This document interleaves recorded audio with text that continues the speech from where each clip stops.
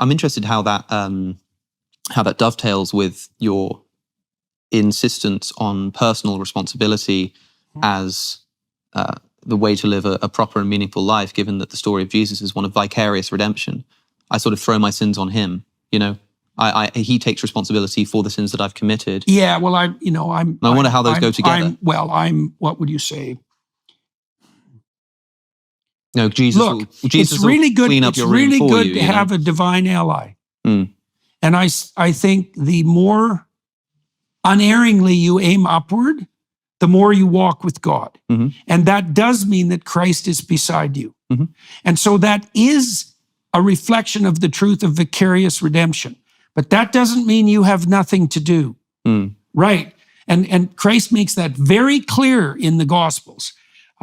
Not everyone who says, Lord, Lord, will enter the kingdom of heaven, right? Only those who do the will of my Father. You must be willing to hate your brother and your father. There's a tension there, because the vicarious redemption idea is a reflection of the mercy of God. Mm. It's like if you, and I believe this to be the case, as I said, if your aim is upward, then God is your ally, right? And so he's there with you, bearing the cross, but you're still obliged to carry it, right? And you see that in the story too. That's embedded in the Passion story, because there's an insistence in traditional Christianity that the suffering and the death that a man would experience in that situation were real, despite the fact that God was also experiencing it, right? So there's this duality. And I think that's reflected in the idea of vicarious redemption when it's understood properly. It's like, yes, you'll have... Here's another way of thinking about it, is that if you aim upward unerringly, you have the spirit of what's good. What are you saying? You've established a relationship with the spirit of what's the highest good. Well, then that's with you. And that's not just a reality. It's like the ultimate reality. It's partly, it's Nietzsche even alluded to that when he said, if you have a why, you can bear any how. Yeah. Well, what why? Well, the ultimate why. Well, what does that enable you to do? To bear the ultimate how. And that's exactly what the Passion story is. And so there is a vicarious redemption there, because if you do it properly, you don't have to do it alone. But that doesn't mean that there's nothing on you. And you see that too. There's an insistence in the entire biblical library that what humans are called to do is real. Like we're made in the image of God. We're participating in the process by which possibility is transformed in order. We're building, as far as I'm concerned, we're either building the city of God or we're building its alternative, right? With the domain of hell.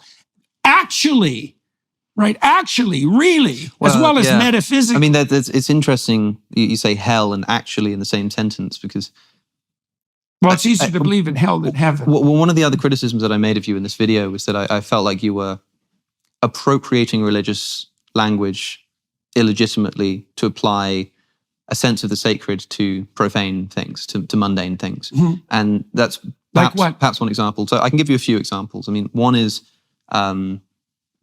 implied in what you just said there, but you said it, I think, explicitly to Matt Fradd recently on Pints with Aquinas, where you said, if you have studied any amount of history and you don't believe that hell is real, right, then you're an idiot. Yeah, definitely. Now, I understand, I think, what you mean by that, because hell, hell is a place on earth in many respects, right? Like if you study history and you look at just like what levels of depravity humanity can sink to, and you could quite poetically say, well, if hell isn't the right word to describe that, then I don't know what is. Right. Say something like that, right? But clearly, a theological conception of hell does not exist on planet Earth. It's somewhere you go after you die. It's not so clear. I wouldn't say it's so clear. Well, certainly not in the Jewish tradition. And okay, maybe Dante. Maybe not in the. Okay, maybe not. But like a modern Christian who asks you, for example, do you believe in hell? And you know that what they mean. They mean the place you go after you die. The place you go after you die. Then when you respond and say sort of, well, of course hell is real. Well, you don't believe in hell? Have you studied any amount of history? If it feels like you're sort of describing two different things. There's a simplification. The other area where this largely happens, I think, is when you've said that the very act of doing science. See, there's a concordance there between that concept of eternal punishment in the afterlife and the hell that unites all totalitarian states. But I don't know what the concordance is. Like I don't understand. Like, do you think and I don't speculate generally on anything that's, let's say, beyond death. I mean, what the hell can you say about that? I don't have anything to say about that. But that's another I don't know point, right? So if I ask you, for example, do you think that Hitler is being punished now? I mean, he's dead, but is he being punished? Or did he ever get punished? The answer to that question is something like, what is the relationship between the evanescent consciousness of man and eternity? And the answer is, we don't know. Yeah, when Matt Fradd asked you, do you believe in an afterlife? You said that something like your behaviors or your actions resonate through eternity. There's that, which is, in a way, an evasive answer too. But the thing is, we don't understand. We exist in relationship to the infinite, obviously. What that relationship is, no one knows how to conceptualize that in the final analysis. I don't understand the relationship between our binding temporally and eternity. As a spouse, a parent, or a leader, people count on you. But if you're constantly tired, unfocused, and just not feeling like yourself, how can you show up the way they need you to? That's where Merrick Health comes in. Merrick is a premier health optimization platform that uses comprehensive lab work, not guesswork, to uncover what's really going on in your body. Hormones, thyroid inflammation, nutrient levels, the markers that matter. Their expert clinical teams build a personalized, research-backed plan just for you, whether it's lifestyle changes, supplements, or prescription treatments. When you know what's going on inside, you can lead with clarity, show up with energy, and stay sharp for your family, your team, and yourself.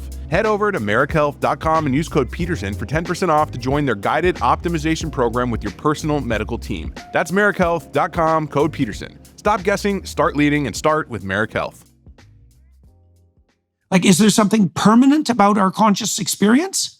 I don't know. I think you excite your Christian listenership when you say, like, not only, do I believe in hell, but you can't not believe in hell. I mean, are you serious? You seriously don't believe in hell? And they think, here's a strong sort of warrior. Well, and you go, the other but then they realize that what you mean by hell is just lots of human suffering and catastrophe, on planet Earth. But it's more than that, because because it is the case that the invitation to hell is offered by the eternal usurper of the moral order. That's true.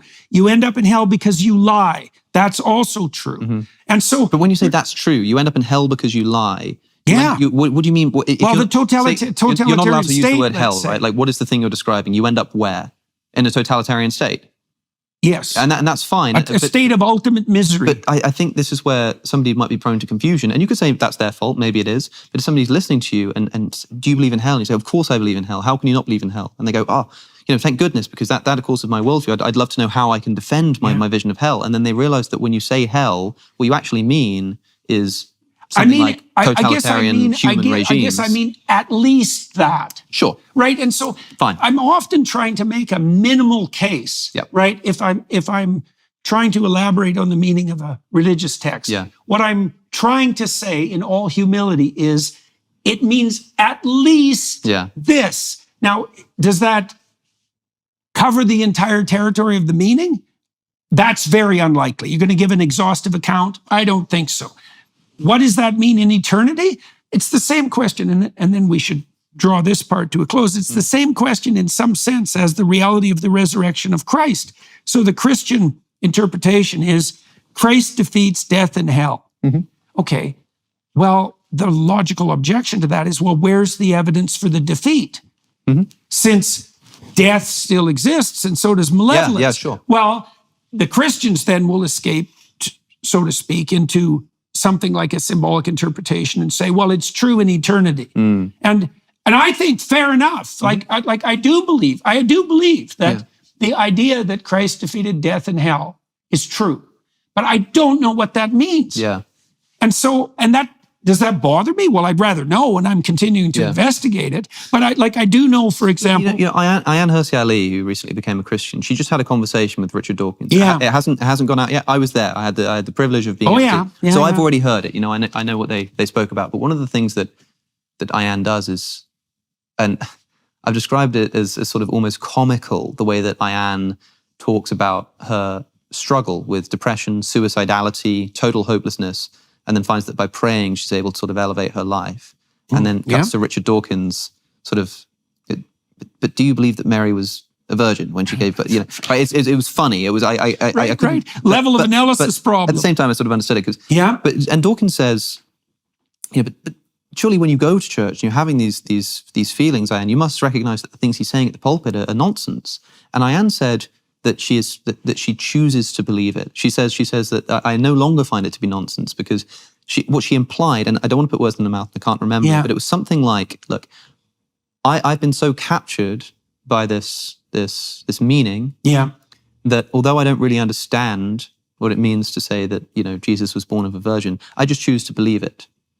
Well, that's fine. But what she does, what I was going to say is what she does is says that this to me is like a mystery. I don't really know exactly what it means, but I choose to believe that it's true. And I wonder if that's something like what you're doing here when you say that you believe it's true. Well, I can just tell you what my experience has been in this sort of thing. So I've spent a lot of time digging into the substructure of mythological accounts, right? In many different cultures. Yeah. Now, and my experience continually is the deeper I look, the more that's there. And then I see things come together that make sense that I thought were disparate. And that there doesn't seem to be any limit to that. And so now when I see things that are disparate or even contradictory, I think, well, as you already pointed out, given the nature of the biblical library, there's room for some contradiction. But more than that, I think, well, that might be illogical or irrational, or I might just not understand it. And my experience has been that presumption turns out to be the case far more often than not. And so, you can imagine that you can get the apprehension of a pattern, and you can think the pattern is compelling. And then there are details within the pattern that you don't know how to reconcile. But this is what Ayaan is doing in accordance with your account. It's like, well, I'm not willing to forego my view of the pattern because of some lack of concordance with details, especially given that I'm ignorant. Yeah. I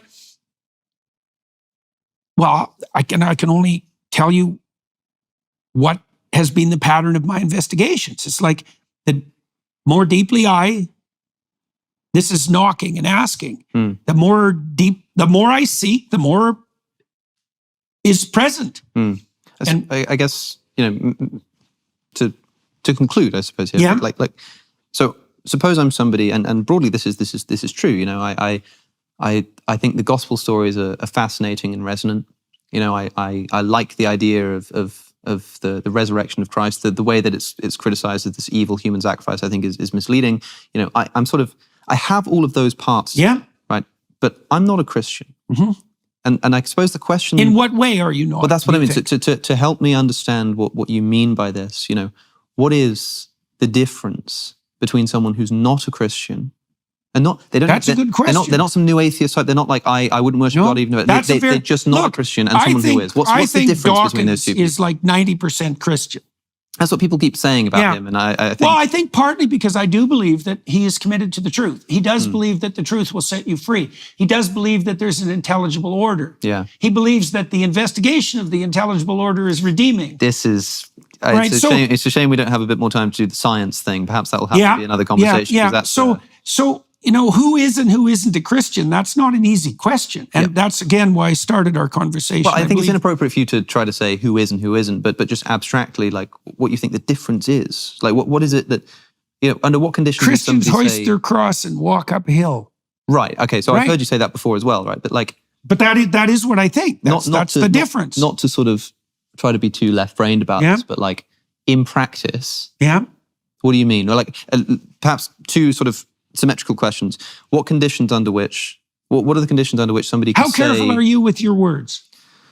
Well, I try to be careful.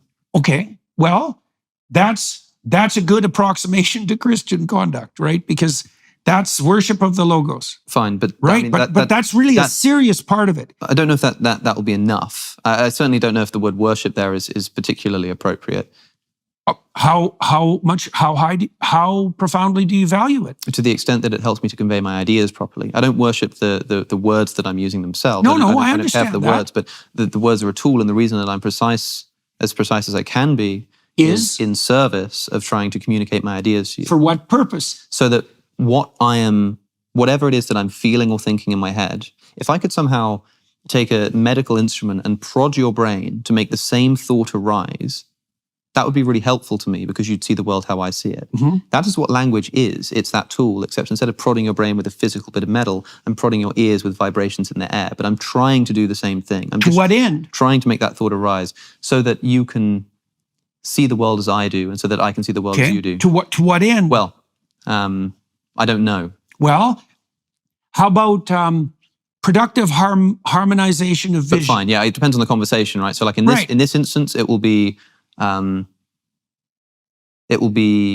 I came into this conversation, I suppose, with a goal to more thoroughly understand your worldview, which is more specific than usually with these conversations. It would be, let's try to learn something from each other and convince each other of something. And in this case, I really was just fascinated to sit down and try to understand, what does Jordan Peterson think about religion? Mm-hmm. Like that's probably the goal, which maybe is a slightly inappropriate goal to come into a conversation with, but that's really what I've been trying to understand. So I suppose that's the goal. So it's the idea.